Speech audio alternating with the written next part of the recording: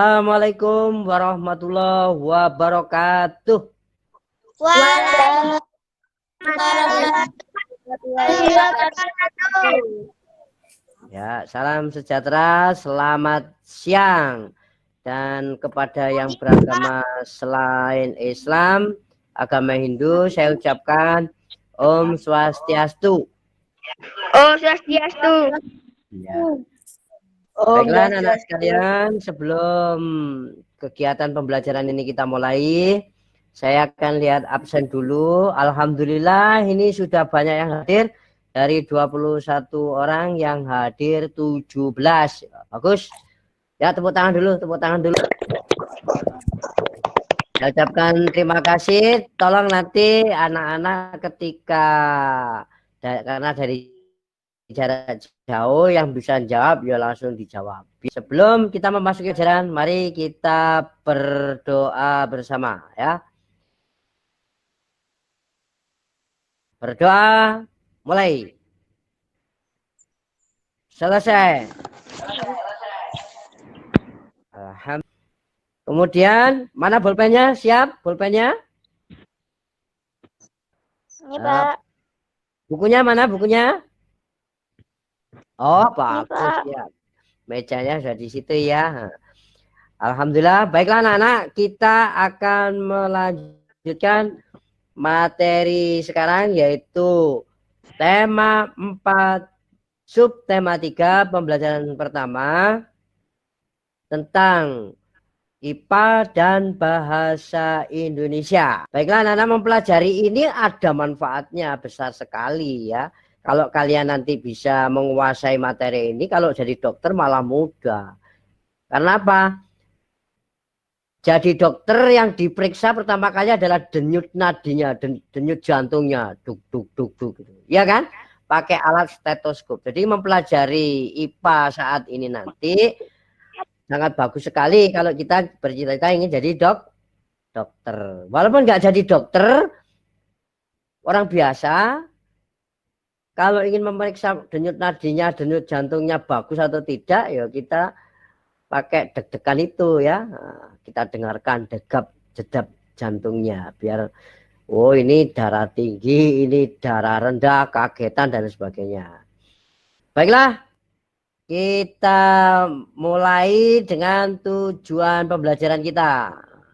Menjelaskan organ peredaran darah manusia dan cara pencegahan penyakitnya ya. Jadi saya ulangi, menjelaskan organ peredaran darah manusia dan cara pencegahan penyakitnya. Yang kedua, mengucapkan pantun yang dibuat ya, mengucapkan pantun yang dibuatnya dengan lafal dan intonasi yang benar.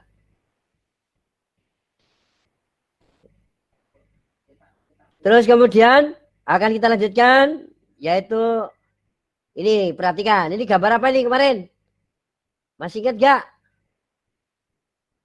Pencernaan makanan ya. Ya, pencernaan makanan yang semua sari-sari makanannya diedarkan oleh Peredaran darah. Ya, Peredaran darah. Diedarkan oleh darah, bukan peredaran darah ya. Diedarkan oleh darah. Baiklah, untuk selanjutnya mari kita dengarkan materi kita yang pertama. Sistem peredaran darah manusia. Ya, kita ulangi. Teman-teman, kalian ingat kan kalau proses pencernaan makanan menghasilkan sari makanan? Sari-sari makanan hasil proses pencernaan akan diedarkan ke seluruh bagian tubuh untuk dimanfaatkan. Nah, bagian tubuh yang memiliki tugas untuk mengangkut dan mengedarkan sari makanan adalah darah. Selain itu, darah juga berfungsi mengedarkan oksigen dan karbon dioksida hasil pernafasan. Betul, Pipo. Jadi, darah itu punya dua fungsi buat tubuh kita. Darah berfungsi untuk mengangkut dan mengedarkan sari makanan hasil proses pencernaan ke seluruh tubuh. Selain itu, darah juga berfungsi mengedarkan oksigen dan karbon dioksida hasil pernapasan. Peredaran atau aliran darah di dalam tubuh manusia terjadi melalui organ peredaran darah, yaitu jantung dan pembuluh darah. Jantung adalah organ tubuh yang berfungsi untuk memompa darah ke seluruh tubuh. Jantung manusia terletak di dalam rongga dada agak sebelah kiri. Kamu tahu nggak besar jantung kita? Kalau jantung orang dewasa sih kira-kira seukuran satu kepalan tangan yang beratnya 300 gram.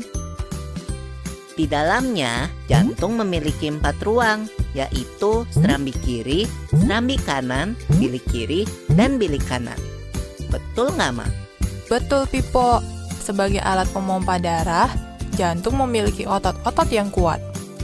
Otot bilik lebih tebal daripada otot serambi, karena otot bilik memompa darah keluar jantung untuk diedarkan ke seluruh tubuh. Oh iya, di antara serambi dan bilik jantung, ada pemisah berupa pintu turun yang disebut katup jantung. Katup jantung yang sehat dapat menutup sangat rapat, sehingga darah dari bilik tidak tercampur dengan darah dari serambi. Katup-katup itu membuka dan menutup seirama dengan denyutan jantung. Kalau nggak salah, pembuluh darah dapat dibedakan menjadi 2 berdasarkan arah aliran darah, yaitu pembuluh nadi atau arteri dan pembuluh balik atau vena. Bener banget, Pipo. Pembuluh nadi adalah pembuluh yang mengalirkan darah keluar dari jantung.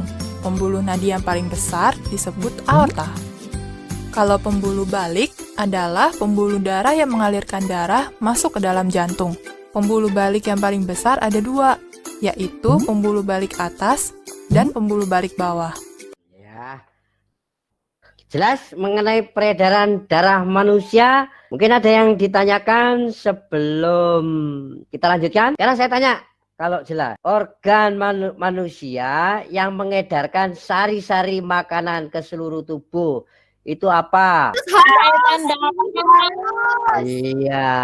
Kita lanjutkan materi berikutnya, yaitu tentang bahasa Indonesia. Hari ini kita akan belajar lagi tentang tematik muatan pelajaran bahasa Indonesia tema 4 KD 3.6 tentang pantun. Bersinar terik sang matahari, bagai api panas membara, rajin berolahraga bela diri, badan kuat hati gembira.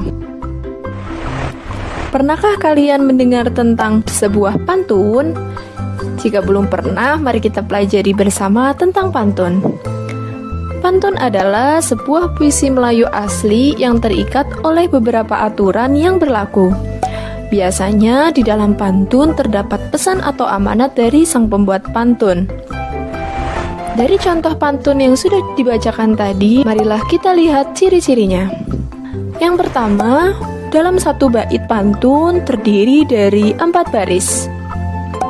Setiap baris terdiri dari 8 sampai 12 suku kata. Rangkuman tadi, ciri khas daripada pantun itu ada 4 apa? Ayo, ada 4 baris. Baris ke-1 dan ke-2 disebut sampiran. Baris 3 dan 4 disebut isi. Coba jenis pantun tadi ada berapa?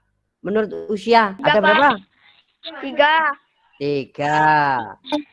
Mungkin kanak-kanak. Baiklah, itu tadi mengenai pembelajaran IPA dan bahasa Indonesia. Baiklah, kalau melihat pembelajaran seperti ini, kamu seneng nggak? Senang. Saya kira itu saja yang saya sampaikan. Dan tolong LKPD yang dikirimkan tadi diselesaikan. Itu kan nanti sebelum pulang. Baiklah, saya akhiri. Assalamualaikum warahmatullahi wabarakatuh. Waalaikumsalam warahmatullahi wabarakatuh.